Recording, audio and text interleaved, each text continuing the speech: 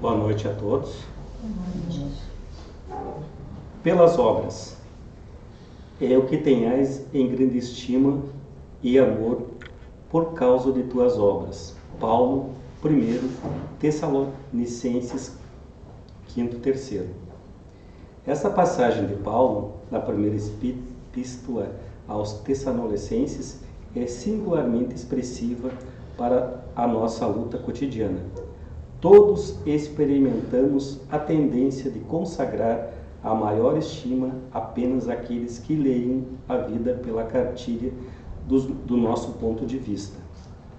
Nosso devotamento é sempre caloroso para quantos nos possam nos modos de ver, os hábitos enraizados e os princípios sociais. Todavia, nem sempre nossas interpretações são as melhores. Nossos costumes, os mais nobres, e nossas diretrizes, as mais elogiáveis. Daí procede o imperativo de desintegração da concha do nosso egoísmo, para dedicarmos nossa amizade e respeito aos companheiros, não pela servidão efetiva com que se liguem aos nossos roteiros pessoal, mas pela finalidade com que se norteiem em favor do bem comum. Se amamos alguém, tão só pela beleza física, é provável encontrarmos amanhã o objeto de nossa atenção a caminho do monturo. Se sentimos em alguém apenas a oratória brilhante, é possível que esteja ele em afetiva mudez dentro em breve. Se nos consagramos a determinada criatura só porque nos obedeçam cegamente, é provável estejamos provocando a queda de outros dos mesmos erros em que temos incidido tantas vezes. É imprescindível aperfeiçoar nosso modo de ver e de sentir, a fim de avançarmos no rumo da vida superior. Busquemos as criaturas acima de tudo, pelas obras com que beneficiam o tempo e o espaço em que nos movimentamos, porque um dia compreenderemos que o melhor raramente é aquele que concorda conosco, mas sempre aquele que concorda com o Senhor, colaborando com Ele na maioria da vida dentro e fora de nós. Que assim seja.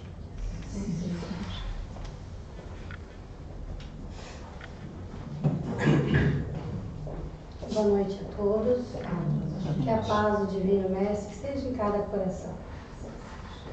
Neste momento, vamos pedir que a espiritualidade amiga, Jesus, o Divino Mestre, Deus, que é a causa primeira de todas as coisas, estejam aqui no nosso meio, nos orientando, nos ajudando, para que a gente consiga passar pelas nossas dificuldades, as outras que advirem, tentando evoluir a cada dia mais, que a gente consiga transmitir a paz do Cristo aos nossos vizinhos, na nossa família, enfim, no nosso trabalho. Que a gente também possa ser instrumento desta paz todos os dias. Pai nosso que estais no céu, santificado seja o teu nome, venha a nós o teu reino, seja feita a tua vontade, assim na terra como no céu.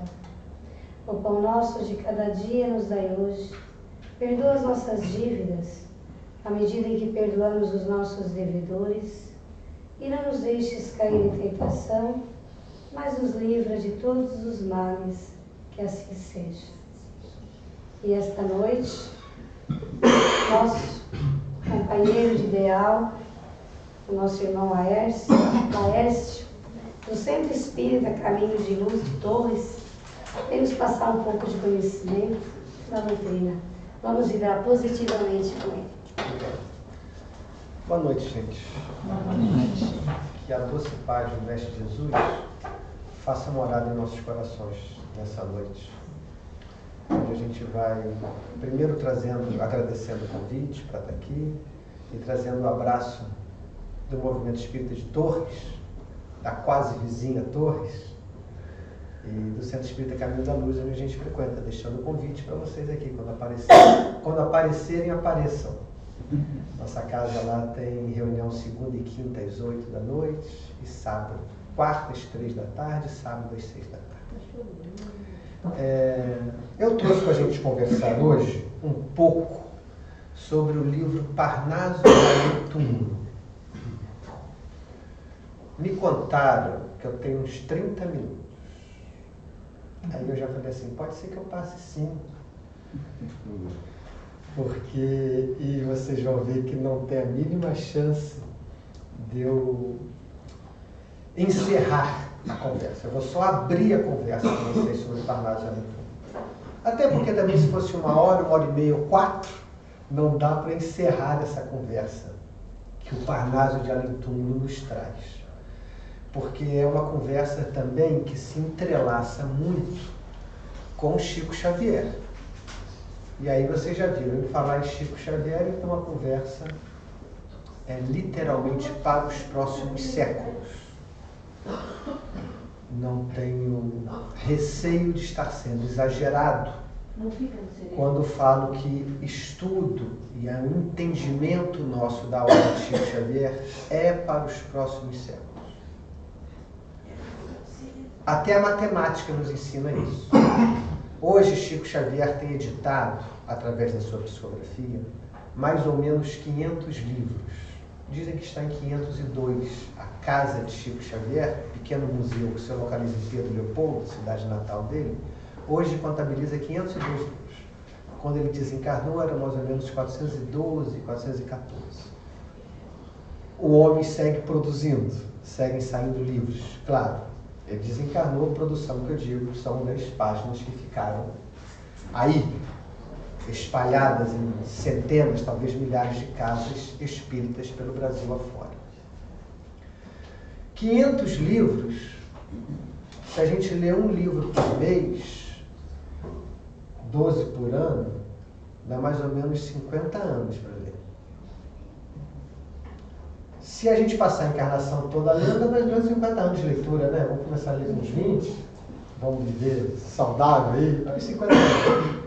Se a gente faz a conta que para entender uma obra tem que lê-la 4, 5 vezes, vocês concordam? Para entender uma obra tem que lê-la 4, 5 vezes. Esses dias eu estava ouvindo um palestrante muito conhecido, lá de Uberaba, uma das cidades onde Chico Xavier morou, em que ele falava que já leu Nosso Lar 14 vezes.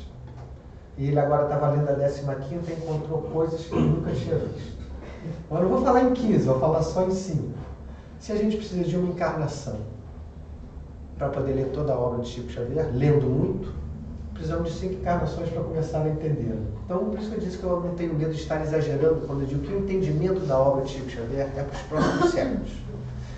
E Parnaso de Túmulo é o primeiro desses 500 livros. Olha que coisa mais importante, né? Que obra mais importante. Foi a obra que a espiritualidade entendeu que deveria abrir a obra com O maiúsculo de Chico Xavier. Porque esses livros, obviamente, eles não foram vindo ao acaso. A reencarnação de Chico Xavier é uma reencarnação altamente planejada, como as nossas. As nossas encarnações, de nós que estamos aqui, são reencarnações planejadas. Nós nos juntamos. Se temos capacidade para isso, alguns de nós têm mais ou menos, no que o nosso benfeitor, pedimos algumas oportunidades. Nosso benfeitor achou por bem que nós não encarássemos essa ou aquela, mas sim aquela outra. É uma negociação, é um planejamento que a gente faz para a nossa reencarnação. Com o nosso benfeitor, com aquela que será a nossa esposa, com aquele que será o nosso esposo, quem sabe.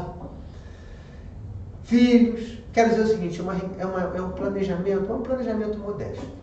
Mas a reencarnação de Chico Xavier já não é coisa de um arquiteto, é de um escritório de engenharia, de arquitetos. É planejar uma grande obra. Então a reencarnação de Chico Xavier é uma reencarnação muito planejada. E essa obra primeira que veio, obviamente, não veio à toa. Só para dar um breve recordatório, Chico Xavier nasceu em 1910 na pequena Pedro Leopoldo. Pedro Leopoldo hoje é quase região metropolitana de Belo Horizonte, mas naquele tempo era afastada de Belo Horizonte, nos seus 60, 70 quilômetros de estrada de chão. E lembrar-se que ele nasceu numa família muito pobre, no interior de Minas Gerais. Esse quadro é importante para a gente poder falar o que eu quero falar do Parnaso Aventura. Era um jovem, uma criança que nasceu, cresceu no interior de Minas Gerais, de tez morena, quase mulato,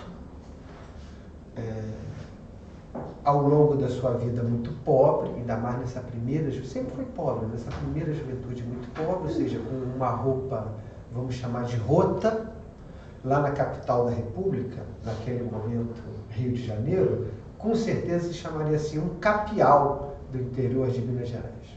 Esse era a fisionomia de Chico Xavier. Não era de feições bonitas, olhos estrábicos.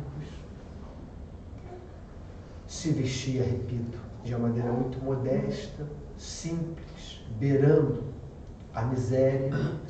E esse espírito, esse jovem, que desde criança tem a sua mediunidade manifestada, ele aos 17 anos, pela primeira vez, pega numa caneta para psicografar. Ele não conhecia a doutrina espírita, foi apresentada a doutrina espírita pelo casal Perácio, Dona Carmen e seu José Perácio.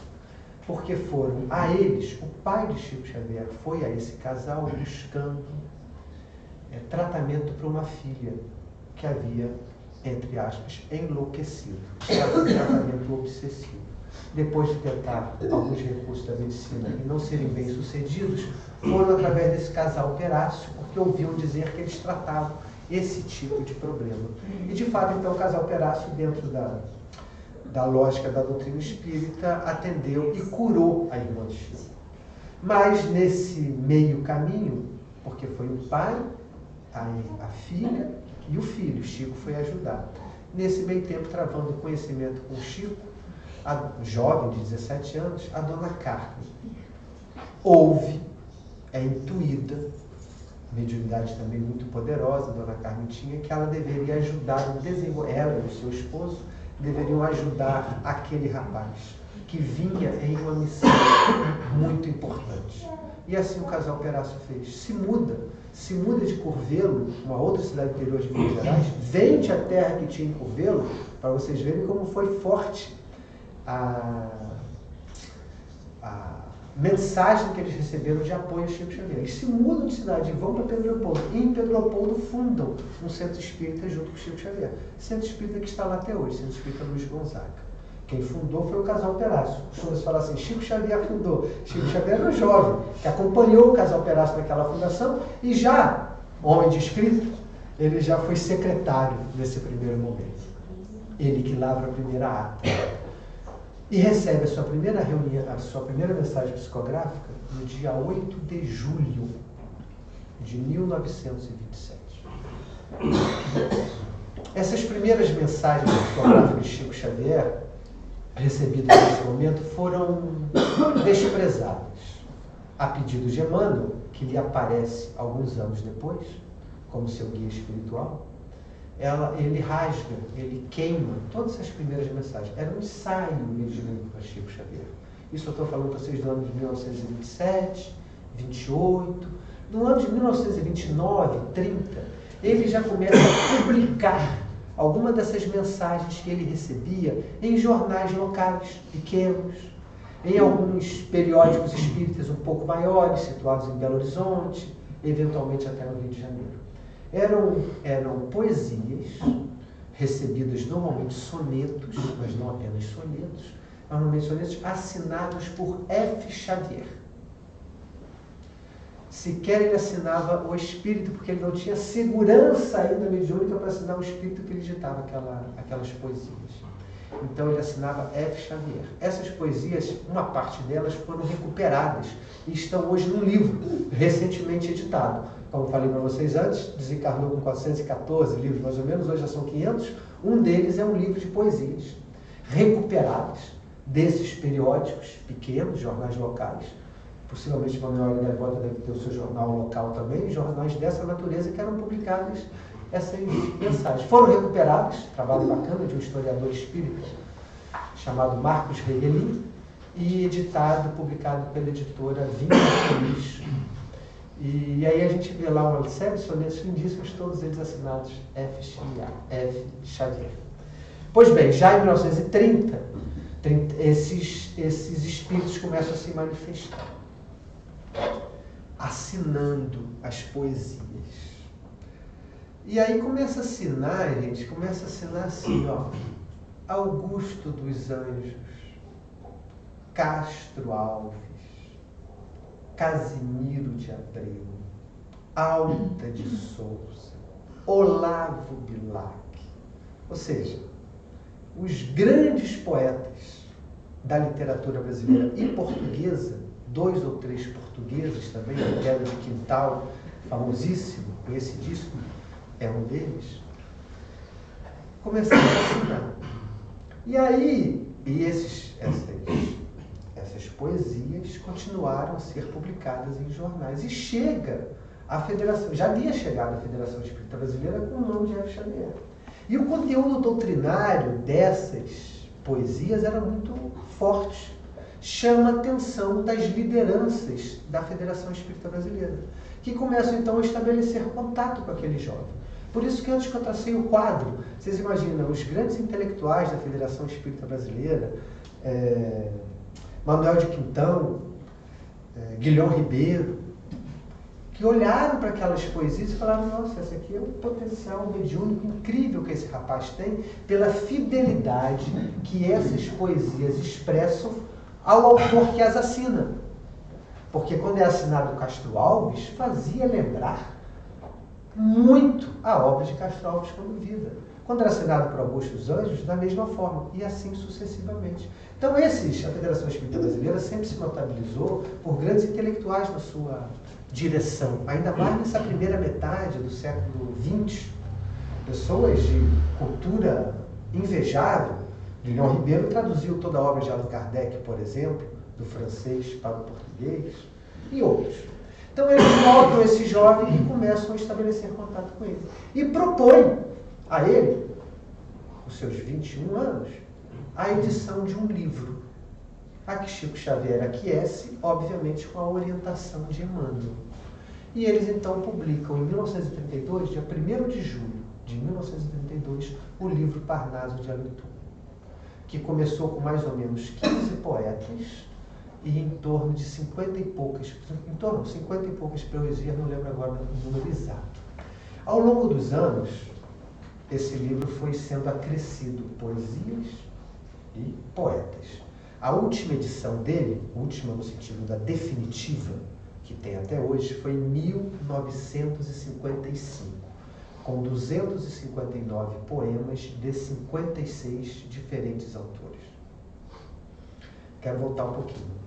Chama a atenção da Federação Espírita Brasileira o conteúdo doutrinário das poesias, como eu dizia, e as pessoas que as assinam, os poetas que as assinam. Eu citei só alguns aqui, gente, mas é um número 59, a grande maioria conhecidos, muito conhecidos, outros menos conhecidos. Mas não chama a atenção só da Federação Espírita Brasileira. Chama a atenção também da inteligência nacional. Afinal, outra vez, quem é esse capial iletrado, mal vestido, que agora diz que recebe os grandes poetas da língua portuguesa? Todos eles catedráticos, todos eles da Academia Brasileira de Letras. E o debate sobre a obra Chico Xavier vai para dentro da Academia Brasileira de Letras. E lá eles começam a debater. É ou não é? Porque se é Castro Alves, estamos afirmando a imortalidade da alma.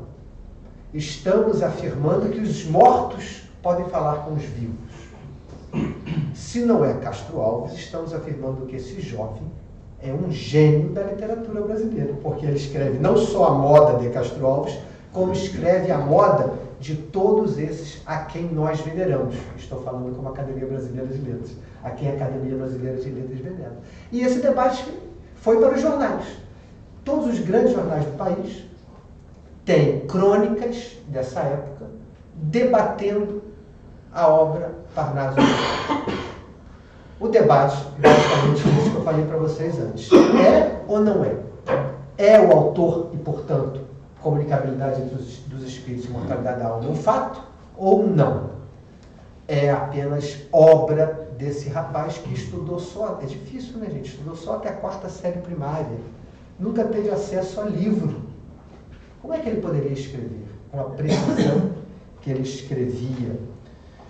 Aqui tem vou falar para vocês uma primeira estrofe famosa. Talvez alguns de vocês lembrem de ter lido, de Castro Alves. Sei quem de vocês gosta de poesia e quem eventualmente tenha lido Navio Negreiro. Se não leram, digita lá na internet Navio Negreiro e dá uma lida. É difícil não se emocionar. Lindíssimo Navio Negreiro de Castro Alves. E aqui Castro Alves volta, através da pena de Chico Xavier, falando assim: há mistérios peregrinos, nos mistérios dos destinos que nos fazem renascer. Da luz do Criador viemos, múltiplas vidas vivemos, para a mesma luz volver. Olha que coisa linda. Há mistérios peregrinos nos caminhos dos destinos que nos fazem renascer. Da luz do Criador viemos, múltiplas vidas vivemos, para a mesma luz volver. Eu fui criado em lar espírita, então lá sempre que tinha algum problema, alguma situação, alguma coisa que a gente não entendia, meu pai falava assim: há mistérios peregrinos. Então, desde criança eu ouço esse verso, e aí depois fui tratar de ler de onde vinha esse verso. Esse poema se chama Marchemos, e é uma ode à evolução, a essa trajetória espiritual que todos nós estamos inseridos da nossa evolução. Então, poemas dessa natureza, repito, chamavam a atenção. E crônicas nos principais jornais do país eram feitas em relação a essa obra. Concordando ou discordando? E agora eu quero falar 2 ou 3 pontos para vocês. Primeiro, lembrar que só Chico Xavier, para começar sua obra mediúnica através de poesia, porque psicografar poesia é reconhecidamente a psicografia mais complicada, mais difícil. Porque poesia tem métrica, poesia tem rima, poesia tem sílaba contada. Então não dá para se enganar, não dá para se equivocar de palavra, não dá para o devido virar indevido, só para dar um exemplo. Não dá para ter, repito, sílabas trocadas. Outra vez, para quem gosta de poesia, para quem gosta de um soneto é metrificado. Um soneto tem sua matemática própria, tem que ter 4, 3 e 3 versos, são 14 versos. Cada um desses versos tem que ter suas sílabas contadas. E as sílabas não são as sílabas gramaticais, são chamadas sílabas métricas, que são as sílabas como se conta ela em poesia. Então tem todo um estudo, uma compreensão que tem que ser feita. Eu falei para vocês que Chico Xavier recebeu esses poemas lá na década de 30, mais ou menos, 40. E é curioso, bastante curioso, porque os espíritos que vieram na primeira edição, olha a coisa mais interessante isso, os espíritos que vieram na primeira edição eram espíritos encarnados só nos anos de 22, século XIX, não, século XX, século XIX e início do século XX. E, portanto, ainda muito preso às formas.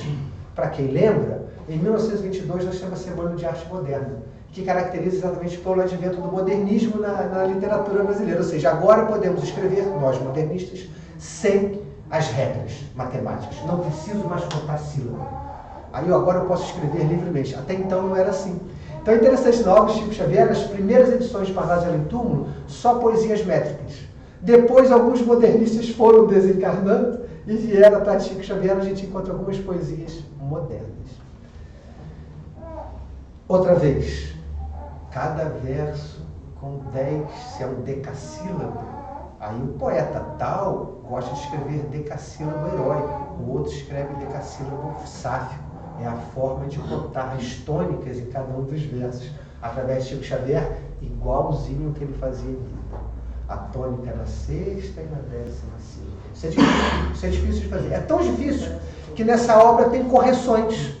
Tem carta de Chico Xavier, ao então vice-presidente da Federação Espírita Brasileira, Vantuil Ribeiro, Vantuil de Freitas, desculpe, falando: Augusto dos Anjos nos pede para que no verso 4º da poesia tal se troque tal palavra por tal palavra para poder ajustar a métrica. Olha que bonitinho. O próprio Espírito, depois que fez a obra, viu que tinha cometido um erro. Normal, isso acontece entre os poetas. Então ele pedia para trocar tal palavra pela outra, para poder ajustar porque ele queria que o seu soneto ficasse perfeito, porque existe essa classificação entre os sonetistas, se ele está perfeito ou se ele não está perfeito, existe esse rigor. Então essa é uma curiosidade dessa obra. Uma curiosidade, o fato de Chico Xavier ter começado pela poesia. Repito, coisas do reino de Chico Xavier, porque não é fácil começar a psicografia com poesia. Outra curiosidade dessa obra tem a ver com o que eu já falei para vocês, mas eu quero reforçar ou chamar a atenção para esses nomes que vieram através de Chico Xavier. Chico Xavier veio nessa personalidade, esse espírito veio nessa personalidade para nos explicar, através da sua obra, o que Kardec nos havia trazido, né? Dessas obras maravilhosas de Allan Kardec, que algumas delas estão aqui. Então, Chico Xavier, através da sua obra, nos explica um pouco mais, elabora um pouco mais sobre o que Kardec tinha dito. E através da sua vida, ele exemplifica. Não é? Então, através da sua obra, ele explica. Através da sua vida, ele exemplifica. Ele foi médium desde sempre, né? Desde criança, tem vários episódios mediúnicos com ele. Mas ele se tornou, digamos, 8 de julho de 1927, considerado o início da obra mediúnica dele, e ele foi médium durante 75 anos aqui conosco, desencarnou com 92 anos. Ou seja, Chico Xavier veio nessa encarnação para correr uma maratona. Vamos lembrar que Allan Kardec começou a sua obra com 54 anos e desencarnou com 69. 54, 69. Ou seja, Kardec correu está mais para 100 metros rasos. Chico Xavier correu maratona. Não é fácil. Não é fácil ser o líder religioso de uma religião nascente e que se contrapõe a algumas verdades das religiões tradicionais. Isso requer muita habilidade, requer muita capacidade. Allan Kardec foi por um tempo, Chico Xavier foi por um tempo maior. Então essa encarnação, como eu disse antes, tinha que ser muito bem planejada, mas ela tinha que ser uma encarnação de uma pessoa com certa visibilidade pública. Chico Xavier viveu os seus 75 anos públicos, se contarmos a partir dessa primeira mensagem que ele recebeu, ele viveu numa linha absolutamente tênue entre a descrição e a exposição. Tem que ter muita elegância, gente, para viver assim. Se expondo no ponto correto para expor a doutrina. Porque ele tinha que expor a doutrina, Chico Xavier não podia ficar fechado no quarto. Ele tinha que expor, ele tinha que ir para o programa Pinga Fogo, como ele foi, na extinta TV Tupi, 2 vezes em 71, aonde até hoje é o programa televisivo de entrevista mais visto, percentualmente, na televisão brasileira. Exposição máxima, e tantas outras exposições, mas ao mesmo tempo mantinha a descrição, mantinha a humildade. É um equilíbrio bastante difícil. Mas, repito, ele tinha que ser conhecido. Como que vai fazer isso? Quais são os 2 autores principais da obra xaveriana, da obra de Chico Xavier? Emmanuel e André Luiz. Concordamos com isso, né? Emmanuel e André Luiz são os mais famosos, os mais falados, os mais citados. Quem é Emmanuel e André Luiz? 2 desconhecidos. André Luiz, um pseudônimo. Emmanuel, quase um pseudônimo, não nos foi revelada ao movimento espírita nenhuma encarnação desse espírito com o nome de Emmanuel. Sabemos que ele foi o senador Publio Lentulus, que ele foi o senador Publio Sura Lentulus, que ele foi o padre Amaro, que ele foi o padre Damiano, que está no livro Renúncia. Isso mais ou menos a gente sabe, mas uma encarnação Emmanuel não. Então a gente pode falar de certa forma que Emmanuel é um pseudônimo. André Luiz igual. André Luiz, o espírito de André Luiz, quando foi apresentado Chico Xavier estava no quarto. Não sei se vocês conhecem a história. Estava lá, no quarto. Barriga para cima. Do lado dele, seu irmão dormindo. Emmanuel vem e aparece. Chico, esse é o que eu disse para você, que irá trabalhar conosco. Chico Xavier, muito prazer, seu criado. Qual o seu nome? O espírito. E o espírito falou assim, o meu nome não importa. Qual o nome daquele que está deitado ao seu lado? Aí Chico falou, esse é meu irmão André Luiz. Pois então o meu nome é André Luiz. Emmanuel e André Luiz, 2 desconhecidos. Chico Xavier, vou falar de novo o termo, o matuto de Pedro Leopoldo, desconhecido. Então, na reencarnação, Chico Xavier, o planejamento é, primeiro temos que dar nome a Chico Xavier. Quem que deu nome a Chico Xavier? Outra vez, Castro Alves, Olavo Bilac, Augusto dos Anjos, Casimiro de Abreu, Casimiro Cunha de Souza, Otero de Quintal e por aí vai. Durante esses 4, 5 anos, 32, até o primeiro livro de Emmanuel em 38, olha que interessante. Agora Chico Xavier já era conhecido. Já tinha pessoas indo a Pedro Leopoldo conhecê-lo, vê-lo. Só mais um detalhezinho sobre isso, eu já vou terminando. Humberto de Campos, não sei se vocês lembram, também é um autor bastante importante do Chico Xavier. Humberto de Campos era o cronista brasileiro mais conhecido no início do século XX, 1910, 1920, primeira metade dos anos 30. Ele vendia muito, ele publicava nos principais jornais do país. Ele tinha crônica no jornal O Globo, que naquele momento era o jornal mais importante do país. Até hoje é muito importante, naquele momento era o principal jornal da capital da República, O Globo e Jornal do Brasil. Em São Paulo, o Estado e a Folha de São Paulo, os principais jornais da Federação. Humberto de Campos, então, fazia crônicas do Globo. E ele, quando Chico Xavier lança Parnaso Além Túmulo, ele faz 2 crônicas sobre Parnaso Além Túmulo. E as crônicas dele não são favoráveis, também não são desfavoráveis, mas é meio brincando. Uma das coisas que ele fala é assim: agora está difícil nós vivos viver da literatura, agora os mortos vêm competir com a gente.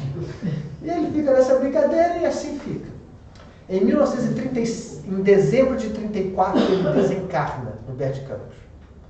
Em março de 35, já está escrevendo através de Chico Xavier. Ô, gente, já eram os poetas.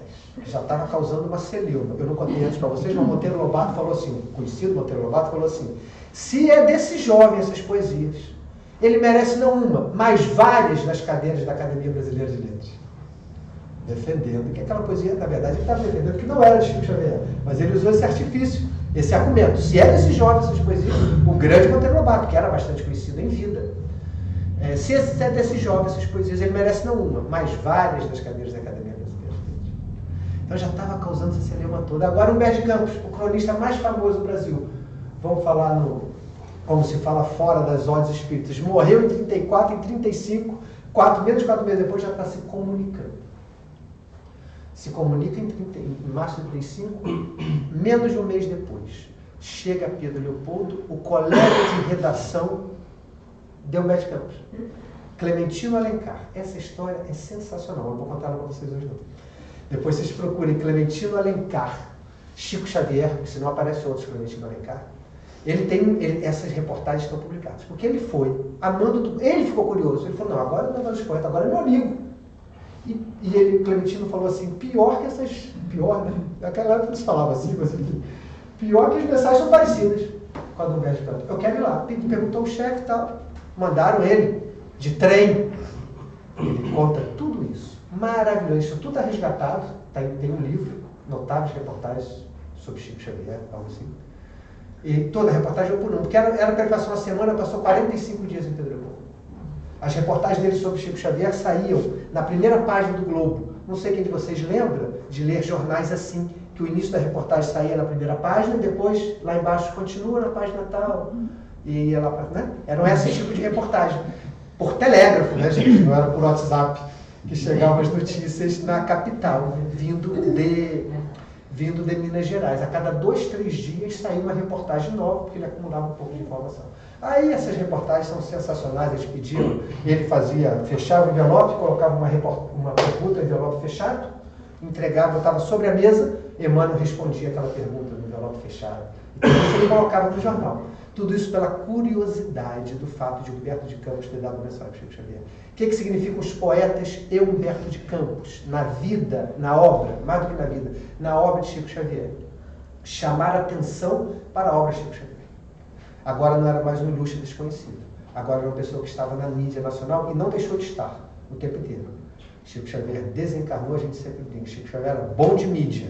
O programa com Chico Xavier era garantido de ter audiência. Revista sobre Chico Xavier era garantida de vender, porque Chico Xavier caiu no apreço do povo brasileiro, muito para além do espiritismo. Chico Xavier, no consenso, foi eleito 2 vezes, né, o brasileiro do século, em diferentes votações, porque era um consenso também para fora da doutrina espírita. Então, essas obras Parnaso e Além Túmulo, depois o nome Humberto de Campos, vieram para chamar a atenção para as obras que viriam depois. Chico Xavier fala assim, Chico Xavier era um poeta. Ele fala assim, era a hora de declamar poesia no coreto para chamar o povo para a praça. Bonito isso, né? Então os espíritos foram para o coreto, chamar o povo para a praça. Depois que o povo estava todo reunido, veio Emmanuel, veio André Luiz contando as suas histórias. Esse livro tem outras curiosidades. Eu falei para vocês que hoje era só a introdução das curiosidades desse livro. Uma delas, eu ainda vou querer ler uma poesia para vocês, se vocês deixarem. Não posso trazer Parnaso e Além Túmulo aqui, não ler nenhuma poesia. Uma curiosidade, antes de ler a poesia, duas curiosidades. Uma delas é que esse livro tem esse e o segundo livro. O segundo livro foi editado por uma outra editora, não pela Federação Espírita Brasileira, chamada LAC, que é Cartas de uma Morta. É um livro psicografado pela mãe de Chico Xavier. Psicografado por Chico Xavier, ditado pela mãe. Esses dois primeiros livros são os únicos livros que Chico Xavier escreve um prefácio.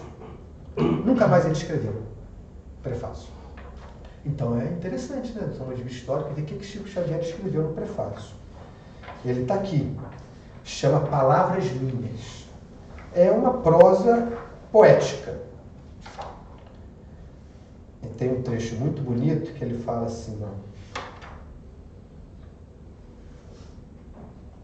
não vem, não estou achando, mas eu sei de qual. Achei. Não venha ao campo da publicidade para fazer um nome.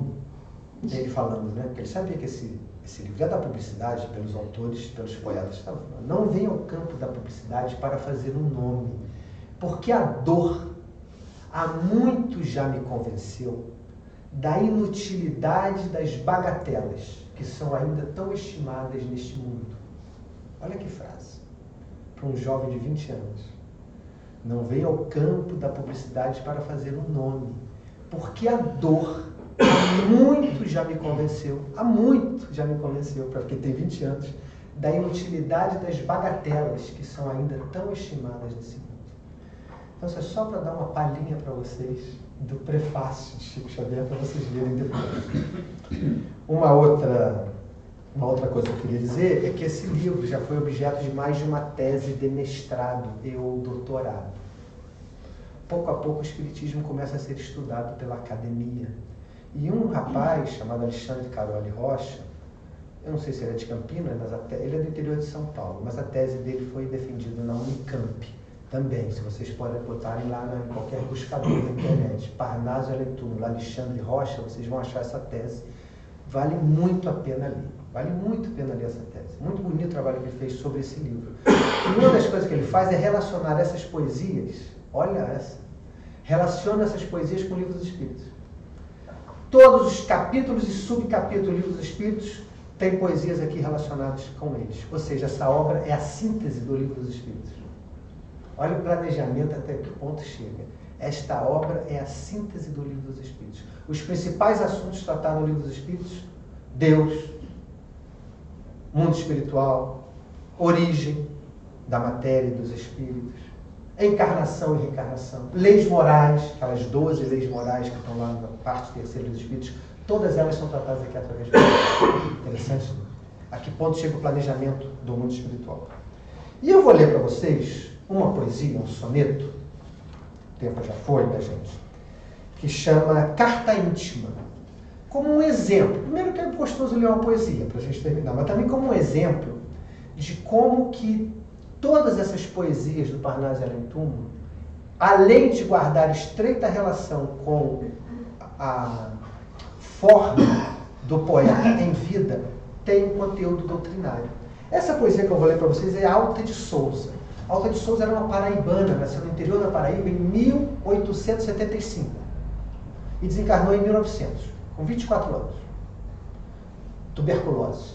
Aquelas adquiriu tuberculose aos 15 anos, viveu quase 10 anos da vida dela, jovenzinha, tuberculose, publicou um livro só, chamado Aorto.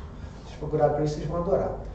Prefaciado por Olavo Bilac, já na época, o grande Olavo Bilac prefaciou essa jovenzinha lá do interior da Paraíba. O único livro que ela publicou, que ela desencarnou logo depois. E a obra dela é cheia de dor. cheia de dor da jovem que não vai conseguir ter o seu amor satisfeito. Ela foi apaixonada por alguém, mas os irmãos dela proibiram de casar porque seria ruim para a doença dela. E ela mudava de cidade em cidade tentando um clima melhor para a sua tuberculose, que era um tratamento que existia nessa época para os chamados tísicos. Então a poesia dela é cheia de dor, linda. Mas, obviamente, ela desencarna, gente. Ela não vai largar essa dor, isso é dela. Ela tem uma alma melancólica, ela tem uma alma entristecida. Claro que ao longo das suas experiências reencarnatórias, isso vai atingir um equilíbrio determinado. Mas naquele momento que ela desencarna, ela continua sendo quem ela era. Então é bonita as poesias dela aqui, que começa com a dor e termina com a esperança. Aqui na Terra começava com a dor e terminava com a dor. Mas no plano espiritual ela agora já está vislumbrando outra coisa, então ela já dá outros tipos de conselhos. Essa aqui não é tão dolorida, mas ela não deixa de falar das dores. Essa aqui falaria, vou anunciar para vocês antes, para facilitar o entendimento, fala sobre caridade, essa poesia. Ela está dirigindo, o nome chama Carta Íntima, ela está dirigindo essa poesia a cada um de nós, poderia ser. Escuta, meu irmão, é um soneto. Escuta, meu irmão, pelo caminho da miséria terrestre há muitas dores, muito fel, muita sombra, muito espinho, entre falsos prazeres tentadores. Há feridas que sangram, há pavores, de órfãos sem lar, sem pão e sem carinho. Vocês veem que ela continua dolorida, agora ela muda. Confortemos os pobres sofredores, almas saudosas do celeste ninho. Aí já começa a vir a mensagem doutrinária, né?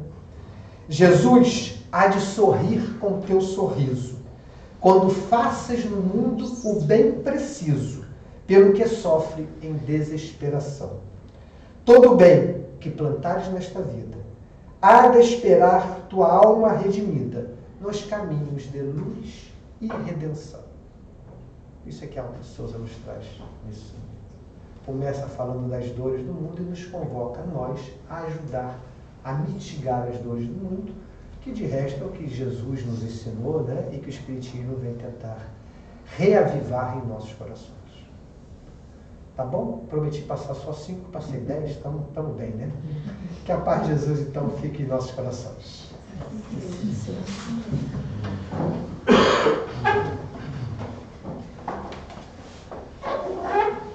E agora, a gente ainda, assim, em clima dessa palestra, vamos elevar o nosso pensamento a Deus, vamos fazer a nossa caridade, vamos até os presídios, onde os nossos irmãos estão lá, vamos até os hospitais, elevar o nosso pedido de força, que a espiritualidade amiga dê coragem para essas pessoas, que elas enfrentam os problemas e as dores delas, acreditando que é uma forma de evolução espiritual. Vamos pedir para essas pessoas que estão nas ruas, por causa do vício, também pelas crianças, por todos, pelas famílias, pelos desempregados, no momento tão difícil que estamos passando, que eles encontrem força e coragem nesta caminhada. E neste momento, cada um de nós se senta da melhor maneira possível, porque neste momento a espiritualidade, Jesus, o Divino Mestre, vão estar aqui neste momento, dando passe em cada um. Vamos pensar em Deus, vamos pensar em coisas boas que a gente quer neste momento para nós. Vamos também neste momento mostrar as nossas dores, o nosso sofrimento, as nossas angústias, para que Deus, que é infinitamente bom e justo, nos alivie do nosso sofrimento, nos mostrando o melhor caminho. Vamos trazer as pessoas que a gente quer neste momento. Vamos lembrar daqueles que a gente ama e que não estão aqui. Jesus, Divino Mestre, dê-nos força, dê-nos coragem para que a gente possa enfrentar todos os problemas da nossa vida sem reclamar, porque sofreste por nós, para que a gente se elevasse, exemplificando o teu amor. E assim a gente pede: Pai nosso que estais no céu, santificado seja o teu nome, venha a nós o teu reino, seja feita a tua vontade, assim na terra como no céu. O pão nosso de cada dia nos dai hoje, perdoa as nossas dívidas, à medida em que perdoamos os nossos devedores, e não nos deixes cair em tentação, mas nos livra de todos os males, que assim seja. A todos, uma boa semana, vamos em paz, e que Jesus, nosso Mestre, nos abençoe e nos acompanhe. Que assim seja.